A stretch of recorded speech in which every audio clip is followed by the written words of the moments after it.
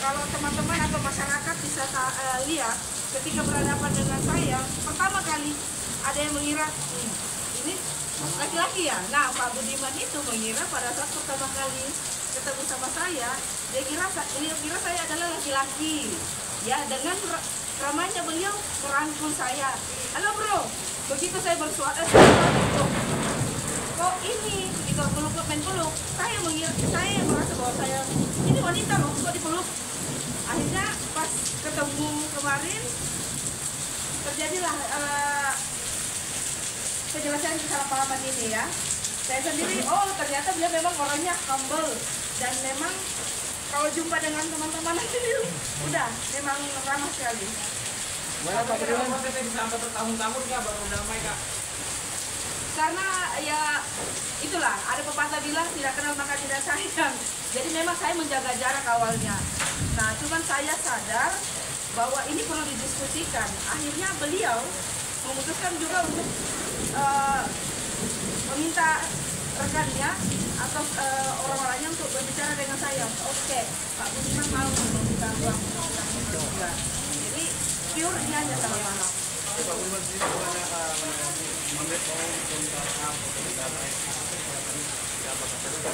selamat nih baru mau mulai untuk minta maaf.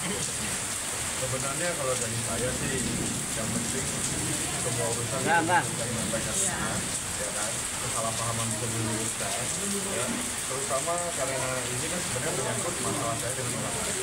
Jangan sampai kita diperalat diadu domba makanya kan seperti kata pepatah ya kan, 1000 teman gak cukup, satu cukup kebanyakan. Akhirnya Mas Bim tahu bahwa perempuan ketika saat dulu kan nggak tahu tuh laki-laki perempuan. Ya tidak Tahu bahwa dia perempuan itu dari mana? kebetulan di sini tuh. Karena kebenaran saya datang dengan tunangan saya, ya kan. Saya juga hampir diceraikan gara-gara ini. Tapi ya itulah. Tapi kan tahu tuh masalah. Kenapa bisa jadi ribut sama adik sendiri? Karena kan nggak tahu Pak Budiman kalau dia perempuan.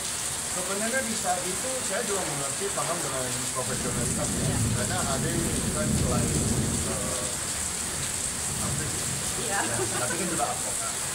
Ya, waktu itu adik mungkin tidak tahu dan berada di lawan, dan sebenarnya advokat itu juga harus membela jamaah.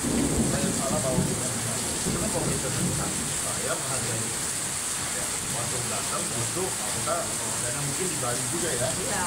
Kita ngobrol dan akhirnya terjadilah kesalahpahaman itu, dan syukur-syukur bisa kita luruskan. Iya. Itu untuk Ada orang yang mendamaikan kalian berdua atau memang masing-masing? tidak langsung. Karena Silakan, Pak. Jadi beliau ini sebenarnya di awalnya itu dia bilang gini, saya bisa saja melawan Ade, saya bisa saja menunjuk lawyer juga, bahkan yang lawyer paling hebat juga dia bisa beliau bisa tunjuk. Cuma kenapa saya diam? Karena saya tahu ini mungkin kesalahpahaman dan Ade lagi terguncang dengan mungkin juga tekanan dari pihak-pihak lain. Jadi saya tunggu Ade kali sendiri yang sadar dan sudah terpeda dengan emosinya, maka kita akan bisa komunikasi. Dan saya salut sama beliau. Itu kedewasaan beliau mengajarkan saya bahwa kedepannya lebih menjunjung tinggi yang namanya nilai sopan santun juga. Gitu. Pak, ini kan kasusnya masih Malas terus ya. Kalau dari Pak Budiman sendiri, sebenarnya ada kasus apa lagi sih Pak di Malas sendiri Pak? Selain sebenarnya ini sedikit out of context. Tapi kalau untuk masalah umat, sebenarnya sesimpel ini.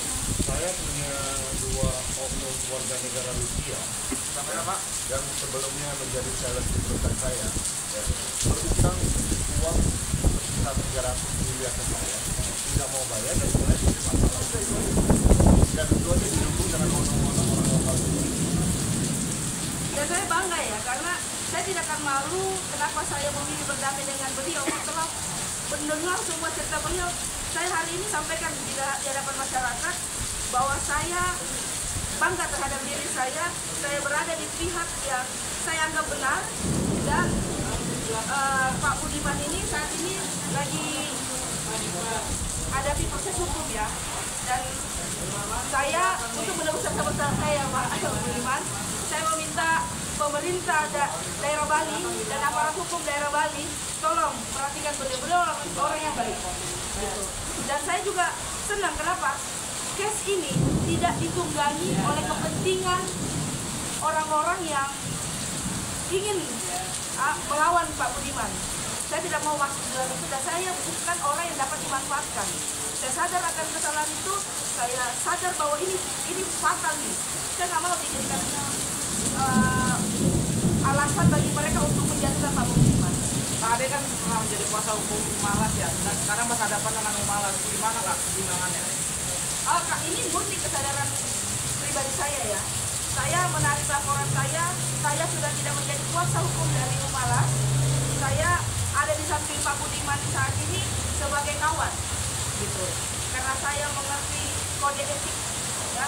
Maka di samping saya di samping Pak Budiman ini sebagai kawan, sebagai orang yang pernah berseberangan dan memilih sadar.